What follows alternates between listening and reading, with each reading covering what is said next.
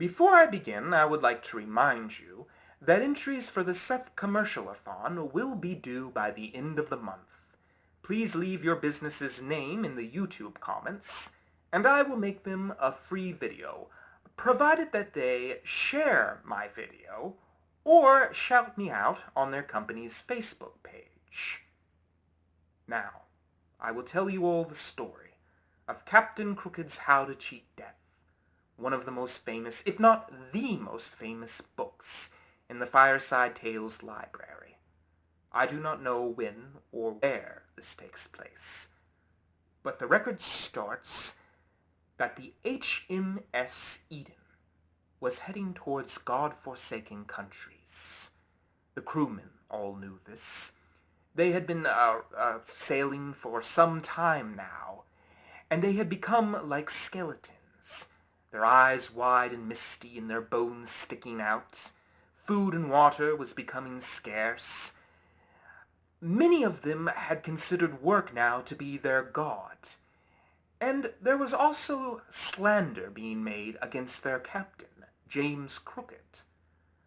A lot of them believed that it was his fault that they had arrived there, and although they had originally thought him to be a good friend and a great man, they had noticed he was odd recently.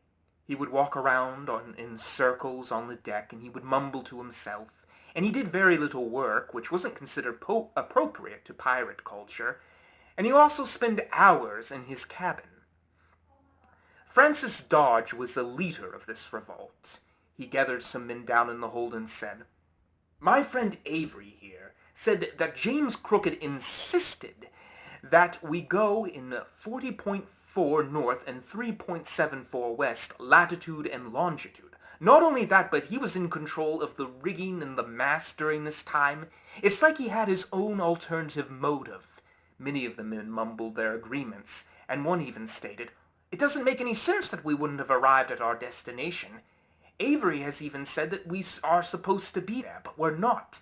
And another one said, "He's led us into a trap." And they weren't the only ones that were speaking against them. Many of the regular crewmen, like Chin Su and Thomas Worthing, were speaking up against the captain, although they did it, of course, in privacy. One day they were swabbing the deck, and they had this conversation that happened to be recorded.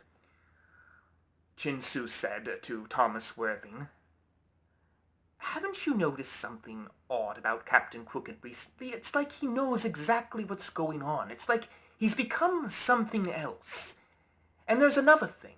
Some of my old Tau friends told me that Captain Crooked once was a sailor, but before that, he belonged to a group of something or other. They said witches or wizards that performed all sort of dark magic.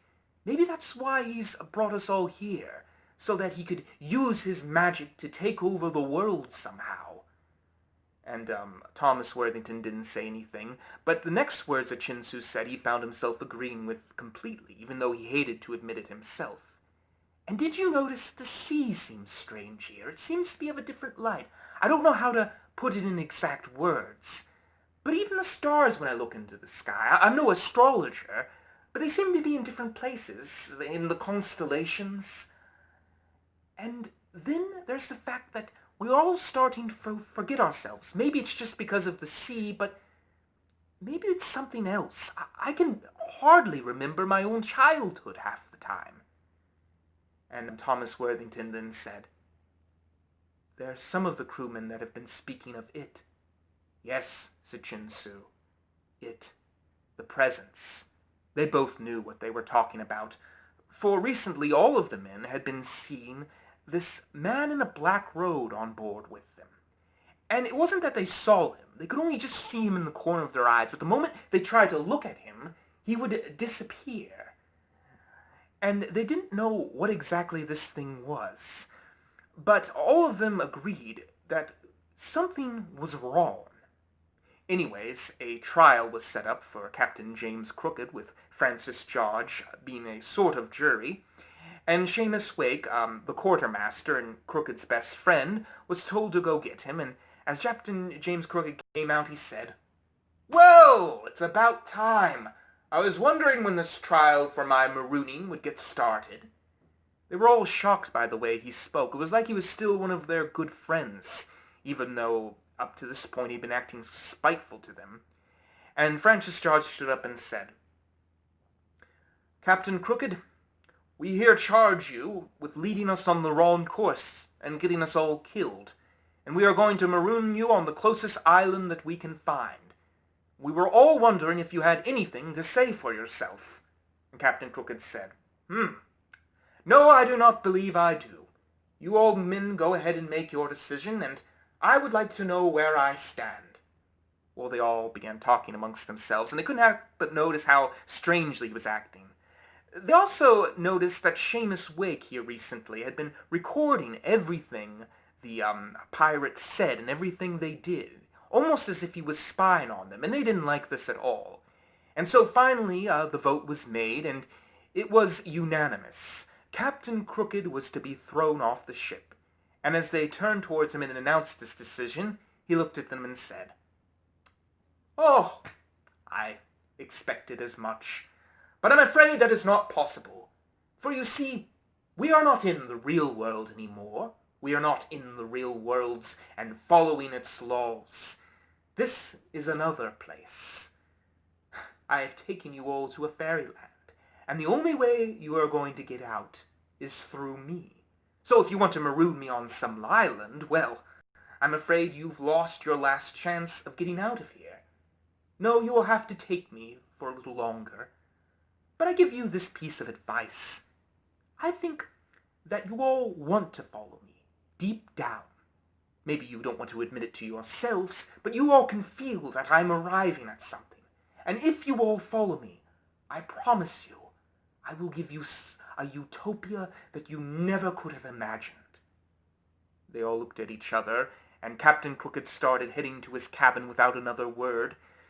And all of the pirates began talking amongst themselves, and none of them could reach any decision about what to do. None of them wanted to throw him off the ship, but they finally decided that they just have to deal with him for a little while longer, and they went about their chores. But as Thomas Worthington went up to Isaac, Isaac looked at him and said, "We're all going to die." "What's that?" said Worthing. I said Worthington. I meant Worthing. "We're all going to die," said Isaac. "There's something on board this ship. I know you have felt it. I had a nightmare last night. The creature came to me in my bed, and he led me to the deck, and he said that each and every one of us needed to turn back. Otherwise, we were marked by the spirit." And Worthington said, "No, my friend, it was just a dream. I know what you're speaking of, the fair man in the black robes. But we have no reason to be frightened of him. I believe God is on our side." And Worthing shook his head. No, this is not the land of God. This is the land of death." As Captain Crooked went into his cabin, he sat down and he began to write in his book, Captain Crooked's How to Cheat Death. And all sorts of ruins and symbols were coming to his mind. He didn't know where. They seemed to come from nowhere. He had expected this to happen, but not so suddenly. And as he looked over at a painting of Eden, he found himself drifting off, and he dreamed of a beautiful white meadow. And he could hear children laughing, but as he tried to run towards them, they kept growing fainter and fainter. And then he saw it, the fair man in the black robes with his blade, and he seemed to be cutting down the children, for he could hear them screaming, but he couldn't see the children. And as Captain Crooked ran towards him, he awoke to the sound of a scream, and he ran out onto the deck to find that Isaac had hanged himself on one of the yardarms.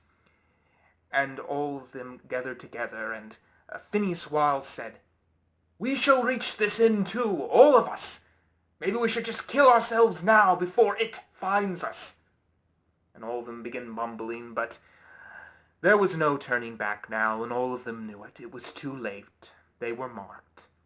They saw many things as they journeyed out into the sea and went further. They would often come across islands, but the moment they tried to get close to them, they would disappear.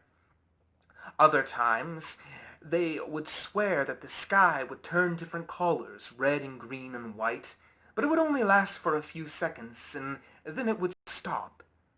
And then there were the lights.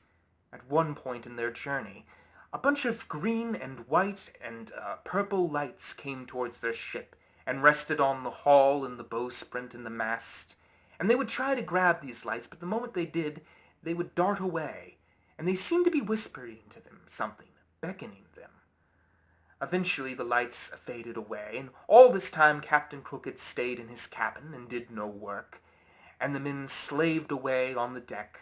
Now they could not think. They were mere machines, doing what they felt they had to do. And now we arrive at the end. Not much else happened except that Phineas Wiles did throw himself into the sea and swam off. But other than that, when the end arrived, it came all of a sudden. Thomas Worthing was sitting out at near the bowsprit, and as he looked out, he could see some dark clouds forming and some lightning flashing, and he could feel like some beast was coming to swallow them up. And he yelled for the men to all come out, and they all began to hurry, and they were going to do their best to get away from the storm, but it was too late.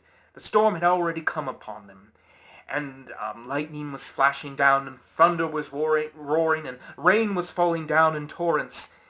And Shin Su was almost thrown off the ship, but he was able to grab hold of the rat lines and hang on. And all the men were working their best to make sure it didn't tip over. And as they fought, Captain Crooked finally came out of his cabin, and he looked around and said, "Work, work, we're almost there! We have almost arrived at our utopia." He looked up in the sky. "Ah, there you are! Strike me down, you beast! Take me away!"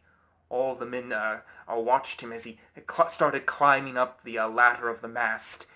And the men in the lightning flashes could see the man in black, the man in his black robes, all around them, everywhere. They could see, it was like his presence was consuming the ship, and none of them knew what to do. But Captain Crooked continued walking up, and when he reached the top at the crow's nest, he raised up his sword. "Strike me down! Strike me down!" And as the men worked, many of them started to stop and watch Captain Crooked, for they knew that this was it. This was the moment. You have abandoned me out here in the wild. Do you not blame me for trying to create some kind of order to your chaos? And now you wish to kill us all. Well, all we ask for is that we reach the place that we wanted for so long, that we find our peace. And he looked up into the sky. "Come, take us away if you have to. Take us away. But we were always better than you." And as he raised up his sword high in the sky, there was a flash of lightning.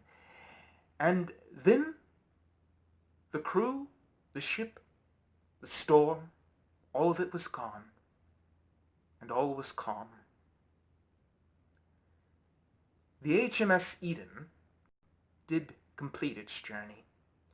It arrived in the mainland, and a group of people that I can't share the name of, but you might already know, found the ship, and they discovered that it was left just as if the storm had just happened. The clothes were all there on the deck, wet, and there were pipes, and there was overturned beer bottles, but it had been many years since this event had happened, according to Seamus Wake's notebook, which was also on board the ship and was had been written to the very end, till this very point.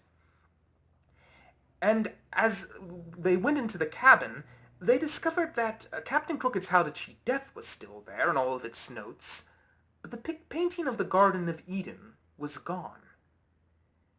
To this day, we do not know what happened to Captain Crooked and his crew. There seems to now be more questions than answers. Yes, I am afraid that I have no conclusion to give you. I suppose the mystery of Captain Crooked and the ship Eden and its 52 passengers will have to remain a mystery of the Fireside Tales.